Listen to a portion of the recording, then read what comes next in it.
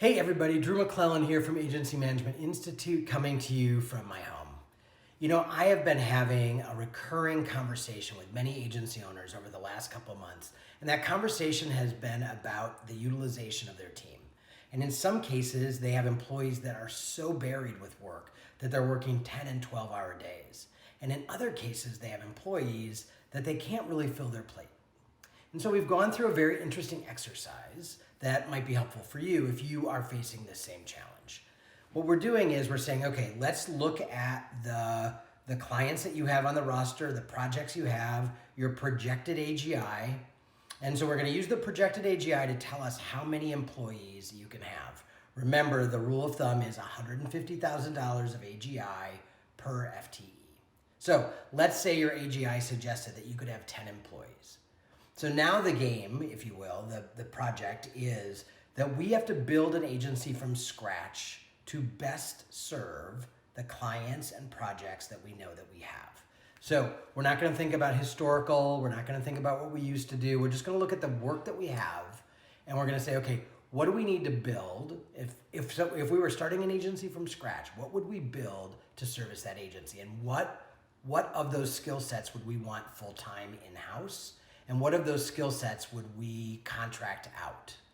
So when you build that out, one of the rules is you're not going to be able to keep any of the employees that you have. So you don't take that emotional attachment you have to an employee and sort of lay that bias on this exercise. So it's just, I'm going to have to hire all new people. So what skill sets do I want or need? And when you map that out, first of all, what you're going to see is it's very clean and it makes perfect sense that, yep, these are the skill sets or the people that I need in-house, and these are the skill sets I need to augment my team with a contractor relationship. Then you need to look at the ideal agency you build compared to the agency you have today. And what you're going to see in most cases is you have some seats on your bus that you don't need anymore. Or maybe you have 3 seats on the bus and you only need 1.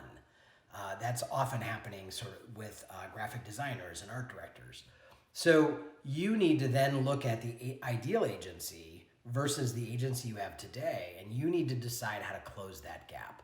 Because what you can't afford to do is you can't afford to have 2 or 3 people on your team who are not fully utilized, they don't even have the opportunity to have enough billable hours, let alone that they want to have the billable hours. The challenge with this, of course, is that we're talking about human beings, people who have been loyal to you, who've been a part of your agency for a long time. And so I'm not suggesting that this is easy, and I'm not suggesting that you don't go into this with a kind heart. But I do think you need to understand what you have in your shop that you don't need anymore, and then put together a plan. So maybe you offer to help someone get some new skills and to occupy a different seat on the bus that right now is empty, but that based on your new agency org chart, you know that you need. Or maybe it's time to talk to somebody about going from a full-time employee to a contractor relationship. Or maybe it's time in some cases to simply thank someone for their service, put together a great severance package, and let them go and find a job where they actually can contribute in a significant way, because they're not doing that in your shop anymore. But just start with doing the exercise. You don't have to decide to change your agency at all. But I want you to see what the ideal agency looks like, and I want you to see the gap between what that agency is and what you have. And then you can make some decisions about whether or not you want to close that gap. But it starts with first understanding that there is potentially a gap, and then you can decide what you want to do about it. All right? I hope that's helpful. I'll see you next week.